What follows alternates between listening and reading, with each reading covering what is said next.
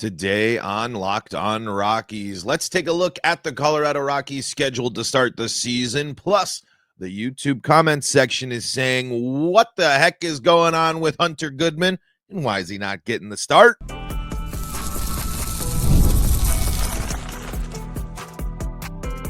You are Locked On Rockies, your daily Colorado Rockies podcast. Part of the Locked On Podcast Network, your team every day. Rock on Rockies fans, welcome into the Locked On Rockies podcast for today, the 6th day of March in the year 2025. I am your host of the Locked On Rockies podcast, Paul Holden, bringing you your daily Colorado Rockies talk right here on the Locked On Podcast Network, where you can find your team every day. And if your team is the Colorado Rockies, guess what? You're in the right spot, because that's what we do around here each and every day, free and streaming on your favorite streaming services and on the Locked On Rockies YouTube channel, where you can be part of the show. You can fire off your Rockies hot takes. You can let me know what's on your mind when it comes to the Colorado Rockies.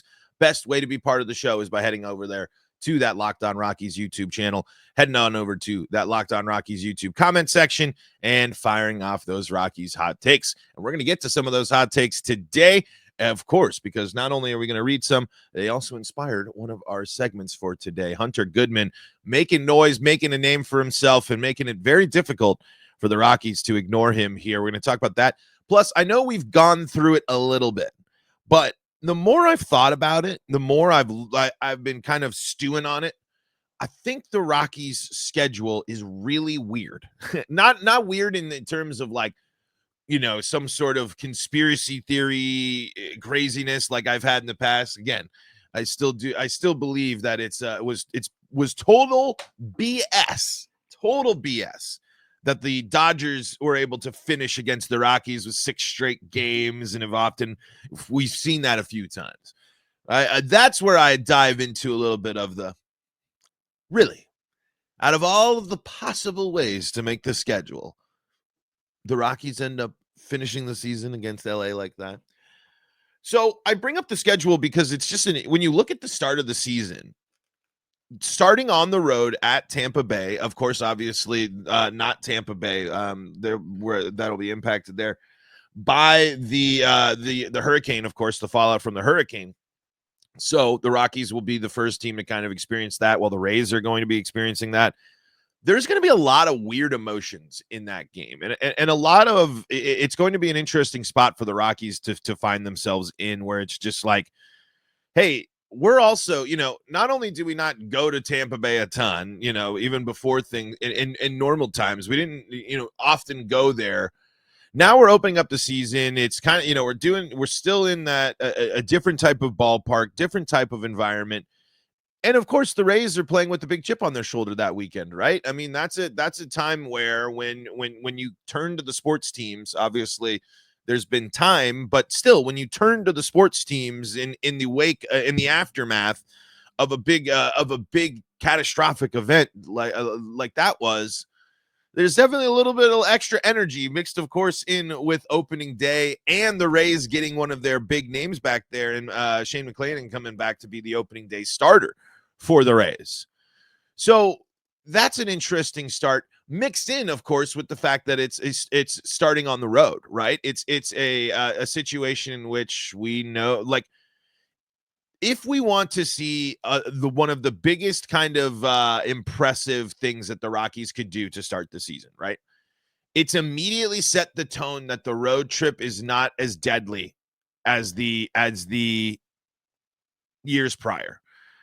And that's going to be very, very, very difficult to do to start the season off. When you're looking at really just the first series of road trips, honestly, there's not a road trip where I would be confident in saying the Rockies are going to be winning a series until the Marlins at the beginning of June. And we know what happens when the Rockies go to Miami too. So it's kind of a hesitation there. Because when you're looking at the schedule as just specifically on the road here, and I know we've talked a little bit about this, but as we're looking at things and as we're analyzing spring training and we're going through and this looks good, we're encouraged by this, I like the sign of that, yada, yada, yada. It doesn't matter until the Rockies can start translating it to the road. And obviously there's nothing we can do in spring training or look at it in spring training to get there. But as we're looking for this to be a season of change for the Colorado Rockies, as we are looking at this as a season of improvement for the Colorado Rockies, they have to be a better team on the road. And this schedule, it just is going to make it tough. Start the season against the Rays. Then you go to Philly. Then you go to San Diego and LA. Then you go to Kansas City. So in the opening month of the season there, you are on the road in Tampa, in Philly, in San Diego, in LA, and Kansas City. So all that right there, all of them are playoff teams right there. And not only playoff teams, but some playoff teams with high aspirations as well. And then going on in just the road trips here after, and we'll revisit the home schedule here too, you have a 4-game stretch in San Francisco to start the month of May. Then you go to Texas and Arizona for back-to-back against, tough teams. Texas might be an interesting thing, but they'll be a revamped, interesting team this year. And then, of course, we know what it's like to go to Arizona. We know how it feels. Go to the Cubs, go to the Mets, and then you finally get to the Marlins to start June off. These games are going to be the bigger gut checks for the Rockies. These are going to be the games in the series in which we see if the Rockies are developing, are getting better. There is going to be a little smoke and mirrors, and I just use that as a saying, and they're not actually doing something specifically, but the Rockies historically have played better at home. They'll play better against the good teams at home. They've always and often done this. The beginning of the season, who knows what the weather will be like either. That's kind of a whole other thing that you got to factor in for the Rockies to start the season in April and May, of course, for the home series. But if you want to show yourself, if you want to prove to the doubters, to the haters, if you want to prove to the league that you are not the worst team in baseball, as everybody is projecting you to be, or at least it feels like that, those are the series that are going to be very, very important to start the year off. Very important. Because not only are those tough places to play, those are tough places to play historically for the Rockies. These are places and teams that are going to be very good. You can't just waltz into Kansas City and think that you're not going to score any runs and not think that team's going to just steamroll over you as they eyeball become, looking to be a team that takes an even bigger jump this year and a team that makes a lot more noise in Kansas City. And again, it's not like last year where you got some time to kind of warm up and get ready for the Dodgers. No, the Dodgers are here and now. The Padres are here and now. The Rockies, the only division games the Rockies play to open up the season is a 6-game stretch against San Diego and against LA. And we know what can happen with San Diego. We know the Rockies, when it comes out of the weird way the world works, the Rockies are a team that is successful against the Padres. And the Padres certainly are a team that have to start showing some stuff as well, especially against the bad teams. And again, as the Rockies are going through this and saying, we got to make some noise and surprise some people, every other one of these teams is saying, we need to handle our business. There's no shot that we can let the Rockies just come in here and handle business on our home turf. I think it would be if guys thrive in these this opening month on the road, if the Rockies surprise as a team on the road, and it's more like just below 500 at 500 ball. Obviously, it'd be a shock if they were playing above 5. If the Rockies come out of a month against playing the Rays, Phillies, Padres, Dodgers, and Royals on the road, and they are above 500, that would be very impressive. Above 500 in those games, obviously. Above 500 overall would be very interesting, because I do believe the home schedule for the Rockies opens up some interesting doors, opens up some opportunities for them to beat some teams here, because there are good teams coming to Coors Field in the beginning of April and through April. But there are also teams that aren't no slouches either. So let's dive through the home teams, or the home series for this. And I need my Rockies historians that listen. I need my everydayers that know their Rockies history in and out. When was the last? Have the Rockies ever opened against the Athletics? Have they ever opened up against an AL West team like this? I mean, it just seems so interesting. It's just I know obviously with the way it's matching up and you play every team, it just seems crazy. I never would have expected the A's to match up against the Rockies. But here we go, right?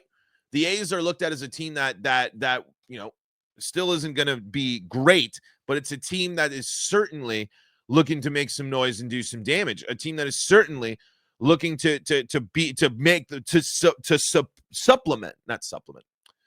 make sure the Rockies, they are the losers this year.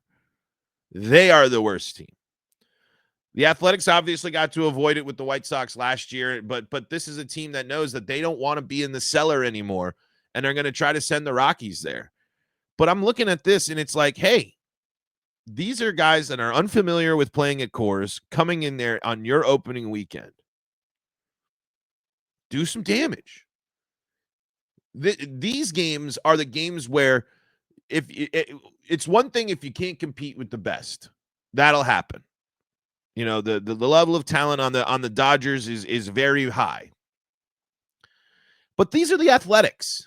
This is the home opening weekend. This should be a team that the Rockies can show us something against.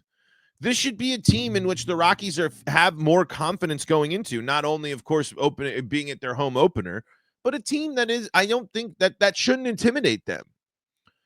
There are good players on the A's, of course. There are good elements on the A's, but that's the same for the Rockies. That's the same for really any team at this point. But if you're the Rockies, right, and you don't want to be that cellar dweller that everyone is projecting you to be, you have to win these series. You have to beat the A's here in this series. You can't let the A's come to Colorado and beat you. Brewers, that'll be tough. But it'll be early season, cold. We'll see what that impact will be. And then you got Nationals, you got Reds, and you got Braves. If you want to show that you're taking the steps in the right direction, you should win 2 out of those 3 series at home. The Nationals have good talent. The Reds have good talent. But I'm not going to sit here and allow us to believe that those 2 teams are the dominant force that the Rockies see when compared to some of these other lineups.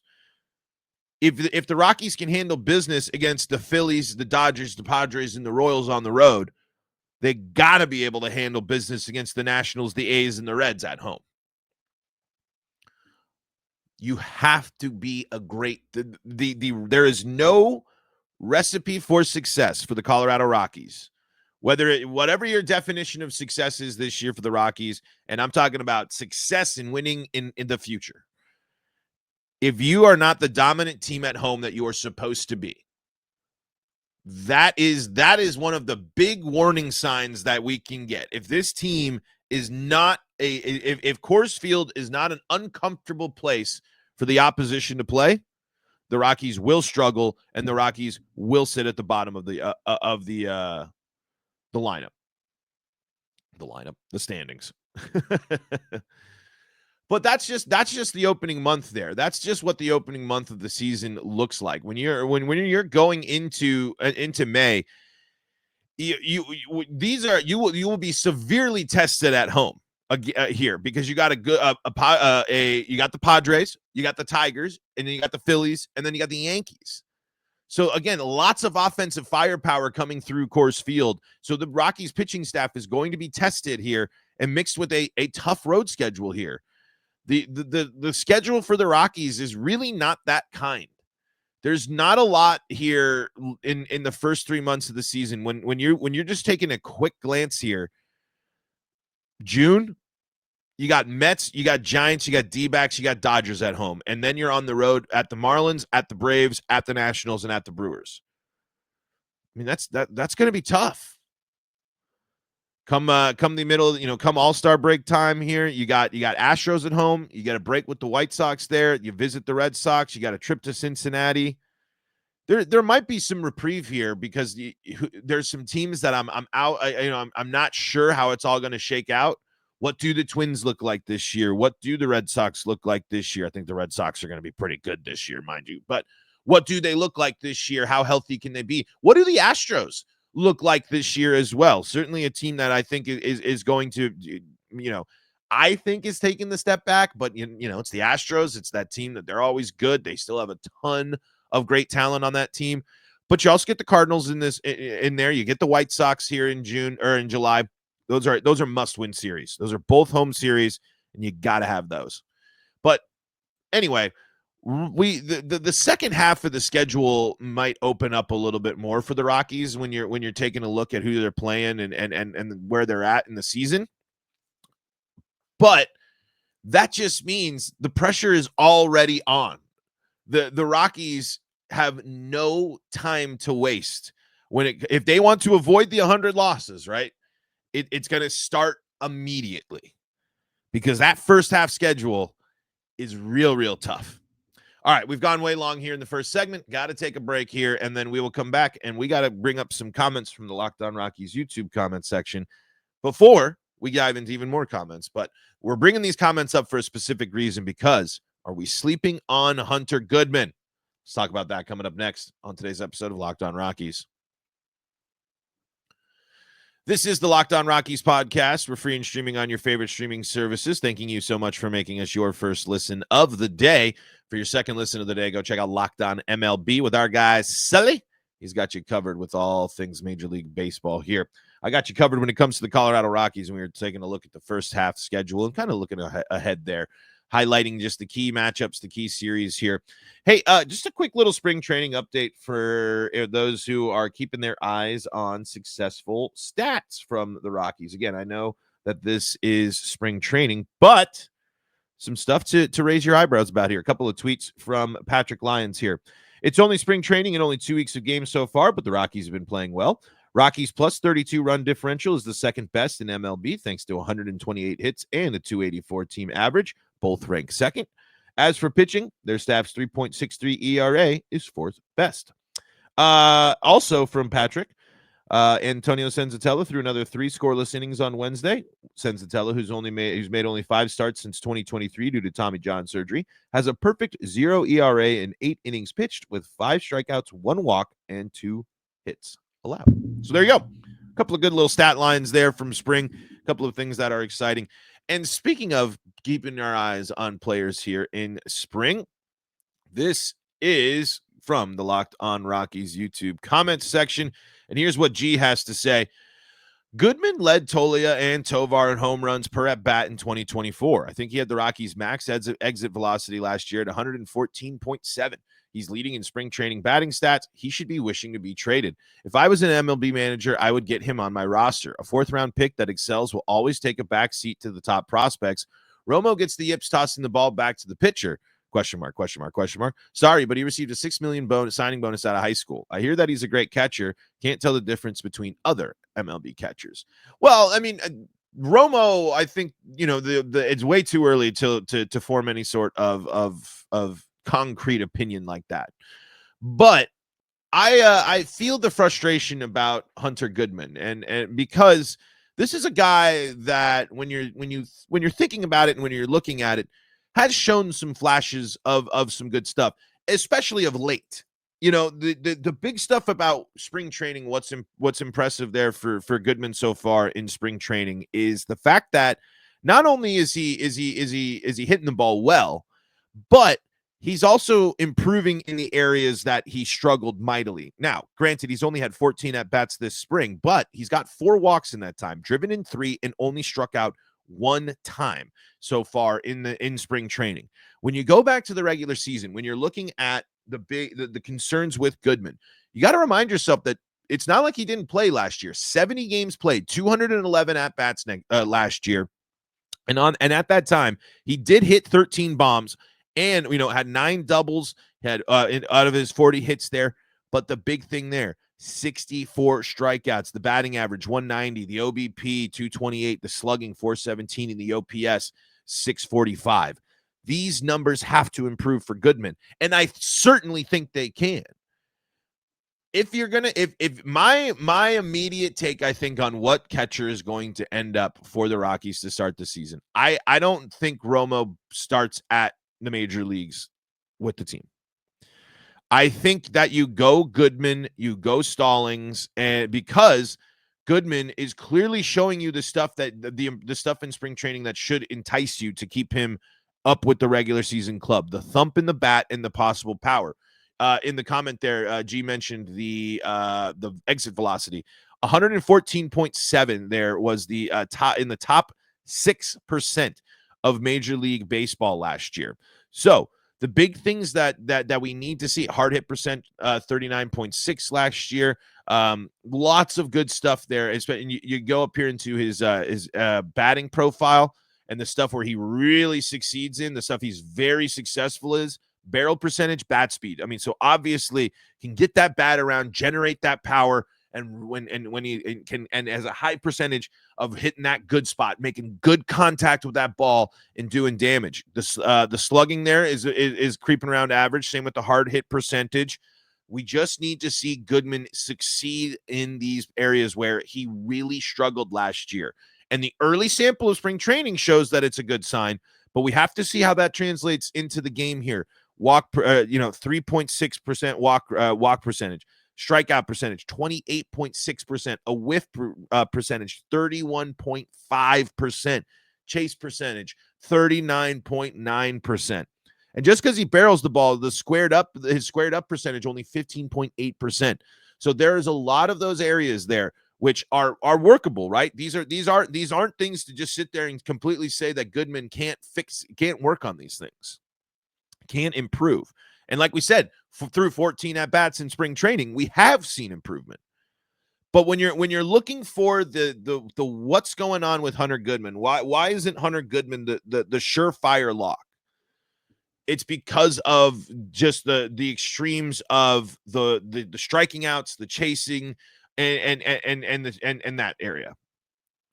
But that's, it's that problem, high strikeout rate, is and not not getting on base as much through the walk or through some other, obviously singles and things like that, some other base hits.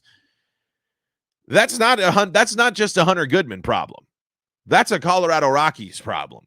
So again, the Hunter Goodman situation, the Hunter Goodman saga, and his development is obviously directly tied to the development process and the development abilities of the Colorado Rockies.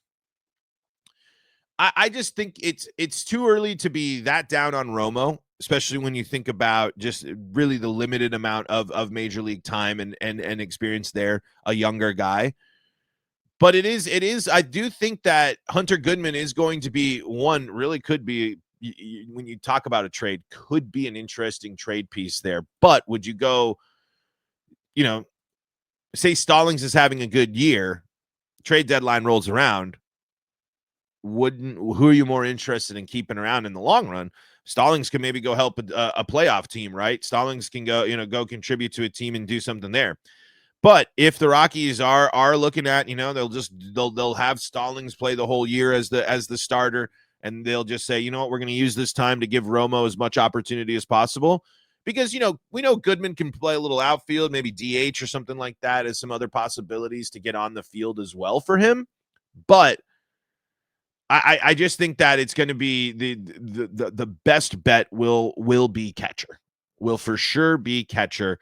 And I do think he's going to get his opportunities. I do think that he has shown enough that he's going to raise some eyebrows here and make it so that he's going to kind of force his way into the lineup. If you keep having the spring that he's having, that's going to be tough to do so. But it's also interesting that he's only had 14 at bats this spring. Is it, what's the Rockies' thought process and philosophy there? But it's also a bunch of guys getting through there. There's still plenty of spring training time left to go. But I think the concerns about why we aren't seeing Hunter Goodman are valid here. So let's see here. It's got to be that consistency a little bit. But I think that there is certainly a lot of upside there here for Hunter Goodman. And Timothy in the chat says he agrees, because he says for his starting lineup, my 6 players are Tolia, Doyle, Tovar, Rymack, Jones, Beck, Bryant. Goodman would be the wild card. The best things I've seen in spring training is that players are forcing Bud Black to make tough decisions about the opening day roster. Yeah.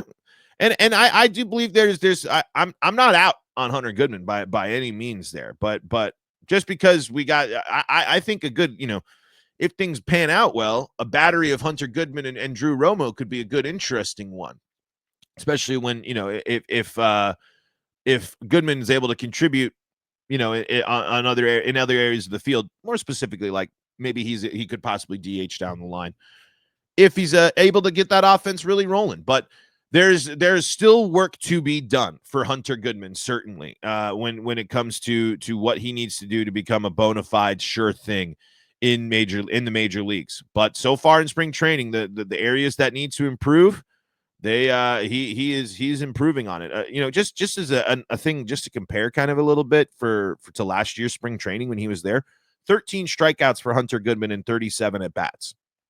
So that would mean if he was to match that, the next 23 at bats, so if he got 23 more at bats in spring training to match his total there, he would be striking out on 12 of those final 23 at bats to still be there for his strikeout total at the start of during 2024 spring training. I know that's kind of splitting hairs, but look at that improvement right there, right? Look at the fact that spring training, strikeout problem, regular season, strikeout problem. Going into this spring training, good improvement there. Well, I can't imagine he's going to just sit at that totally low strikeout total of 1 strikeout in this spring training through the rest of the time. But the rest of the stuff is very encouraging around in this small sample size. The 429 batting average, the 556 OBP, the 643 slugging, and the 1.199 OPS. It's certainly there.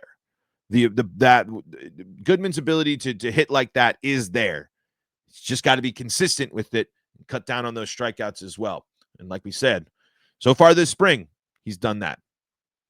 All right, another long segment there. We got to take a quick break, and we got time for just a couple comments to finish up the show. We'll do that after this word.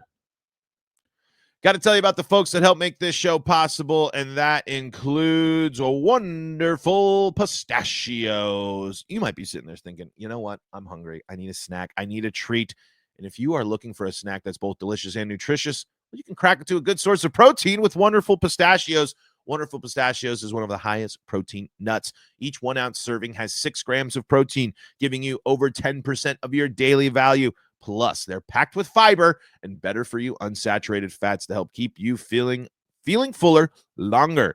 You can skip the mess with the no shells variety, as that perfect grab and go snack can help you as you're heading out for that road trip, heading into the office, or wherever life takes you. But don't worry, you can crack open those in-shell pistachios just to make sure that you get that good ASMR experience, that full pistachio experience. Get snacking and get cracking with the snack that packs a protein punch. Visit wonderfulpistachios.com to learn more. That's wonderfulpistachios.com to learn more.